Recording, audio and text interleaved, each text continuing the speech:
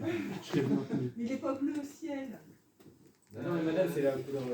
Non, comptez. Le bleu, c'est Benedetto, et vu comment il est mis, alors. Je t'aurais passé bien, c'est le tenue de madame.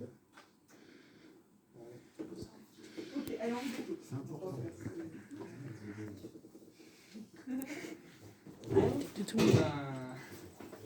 Bienvenue à tous dans cette présentation du groupe Olympique de Marseille, une vraie équipe de football. Alors, dans cette présentation, on va tout d'abord voir la définition d'un groupe, la typologie du groupe, ensuite on s'attardera sur l'histoire de l'Olympique de Marseille, ses équipes et ses organigrammes. Il n'y a pas tous les organigrammes du club, sinon à 19h on y est encore. On fait ensuite la communication de la compétition avant de conclure la présentation.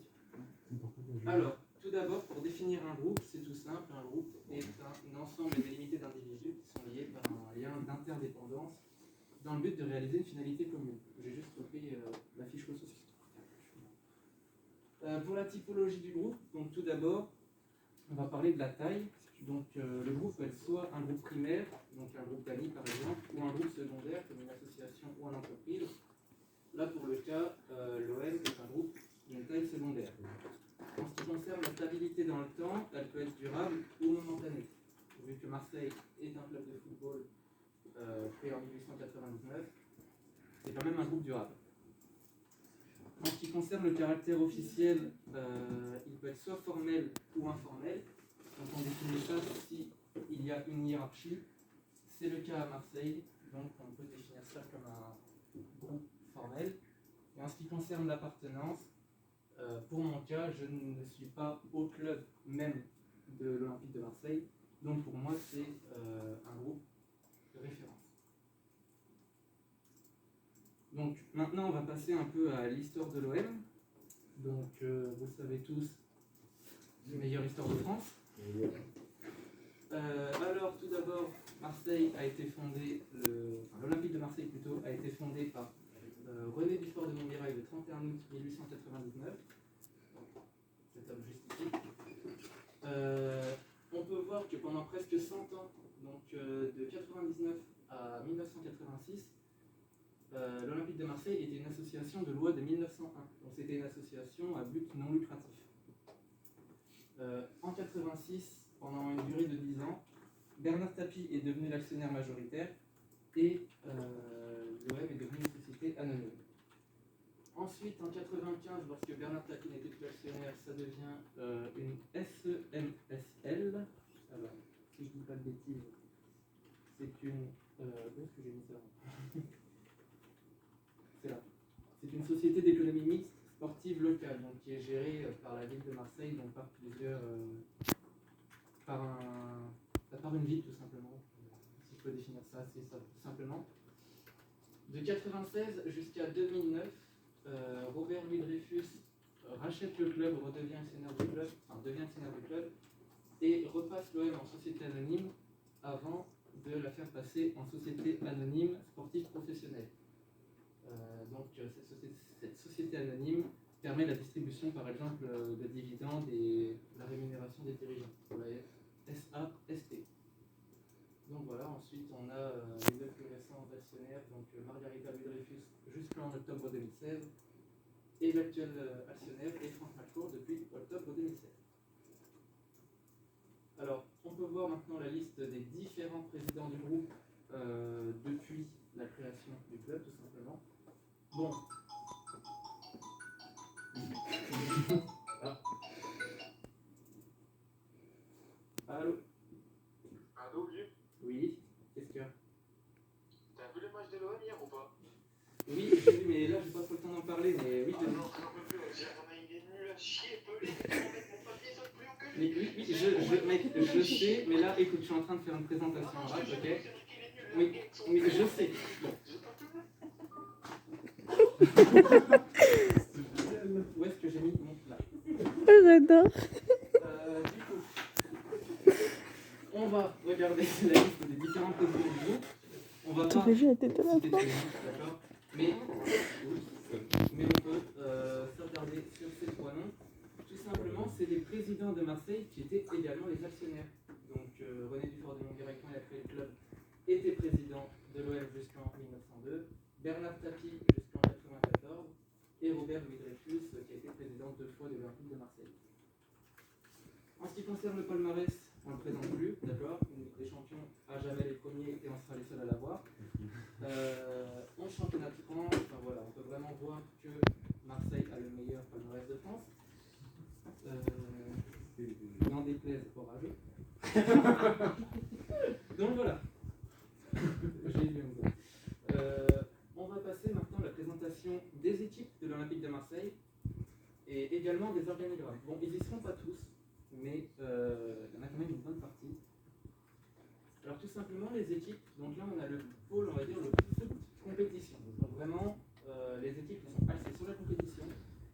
Donc le pôle senior avec l'équipe première en Ligue 1, l'équipe réserve en National 2, mais que je suis sûr elle aurait battu Canet. Le pôle jeune avec toutes les équipes U19, U17, U16, U15, U14 qui évoluent chacune au meilleur niveau de leur catégorie. Et le pôle féminine avec l'équipe première féminine de Marseille qui joue en D2. C'est quand même pas mal étant donné que c'est une équipe assez récente. Et l'équipe U19 joue au niveau national. Et comme je vous ai dit, on est dans le foot compétition. Si on va encore plus jeune, donc à partir de moins de 13 ans, on passe dans le foot loisir, on ne va pas vraiment s'aventurer dans ce domaine-là. Sinon, on n'a pas fini. En ce qui concerne l'organigramme des dirigeants, là, tout d'abord, on a le propriétaire, donc l'actionnaire majoritaire, Frank McCourt. Donc c'est un homme d'affaires américain qui est dans le monde sportif. C'est un ancien propriétaire d'un club de baseball et qui aujourd'hui est propriétaire de Marseille depuis 2016. Si on aurait pu éviter, on l'aurait fait. C'est bon. Au niveau global, donc on a Pablo Longoria qui est président depuis très peu. Heureusement qu'il a. C'est mon téléphone et faites attention, je vais.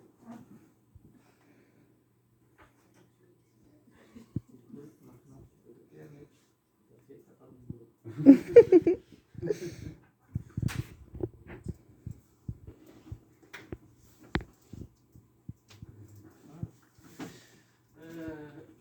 On a Pablo Longoria qui a été président, qui est président depuis maintenant une dizaine de jours, c'est vrai. On a Paul Aldrich en conseiller spécial, alors emploi fictif, on dirait la femme de François Fillon. Dans le domaine sportif maintenant, on a Nasser Larguet qui est le responsable du centre de formation, donc c'était l'entraîneur jusqu'à aujourd'hui de l'Olympique de Marseille, c'est lui qui a assuré l'intérim. On aurait peut-être préféré voir quelqu'un d'autre. Basile Boli, coordinateur sportif d'Amica Calvados, et David Friot qui est responsable du recrutement. Donc on verra un peu aussi la cellule recrutement, voir un peu le petit groupe auquel il est responsable. Et enfin dans l'administratif, on a 4 directeurs. Donc on a Hugues Ouvrard qui est directeur général, donc il y a un peu tout le monde sous sa houlette, on va dire. On a Baptiste Vitré qui est directeur administratif et financier du groupe, du club. On a Alexandre Mialeux qui est le directeur juridique. Et enfin Alexandre Neyton qui est le nouveau directeur de la sécurité. Parce que oui, le temps que je prépare le diapo et que tout était prêt, le directeur de la sécurité a réussi à se faire virer. Donc il faut changer. Maintenant le conseil de surveillance. On a Jacques-Henri Hérault, président. Bon, on va quand même lui mettre une vraie photo. Parce que lui c'est un clown, mais on va pas pousser le pion trop loin. On a les 4 membres du conseil de surveillance. Donc je vous avoue que je ne sais pas trop à quoi ça sert, mais à ce qui paraît c'est important. On a la direction administrative et financière, donc Baptiste Vitré, comme je vous l'ai dit tout à l'heure, est directeur de cette section-là. Et on peut voir par exemple donc la responsable prêt, Élodie Malatré, la DRH, Cécilia Barantini, et au niveau marketing, on a Laurent Collet qui est responsable, et Hervé Philippe qui est tout simplement sous la houlette de Laurence Collet. Donc je vous avoue que j'ai mis un peu ça pour vous faire plaisir, pour voir un peu la DRH et la responsable presse, tout ça. On les voit jamais. En ce qui concerne le recrutement, donc David Friot est le responsable du recrutement, là aussi depuis très peu de temps. Donc avec l'arrivée du nouvel entraîneur et là aussi, du nouveau président, il a apporté des nouvelles têtes au recrutement. On ne va pas tous les présenter, mais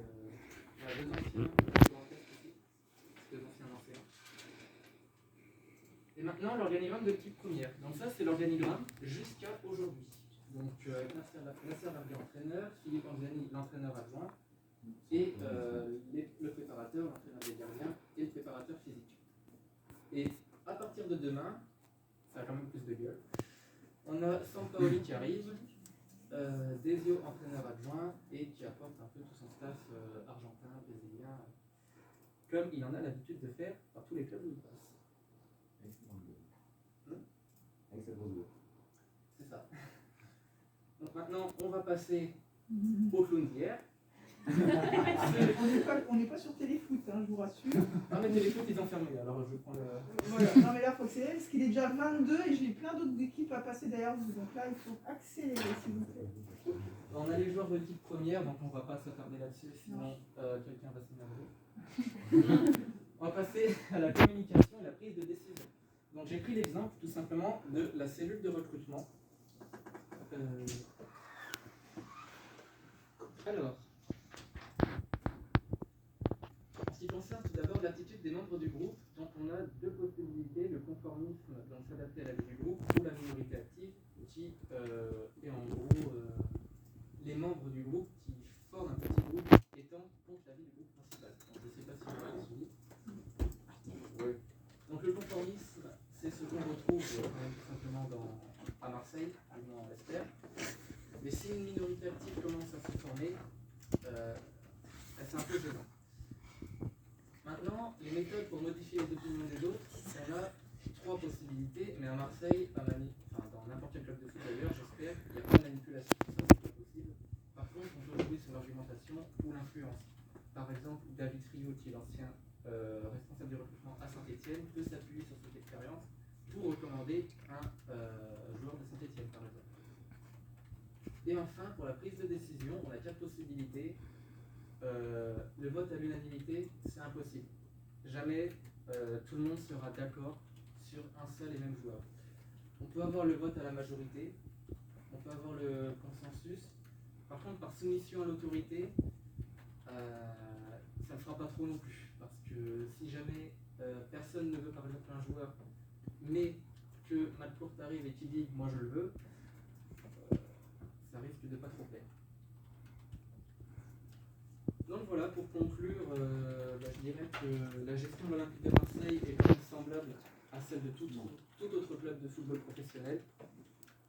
Certaines informations peuvent être incomplètes parce qu'on ne peut pas tout savoir sur le fonctionnement, c'est impossible, enfin en tout cas pas en étant salarié, sans être salarié du club. Et au niveau communication et prise de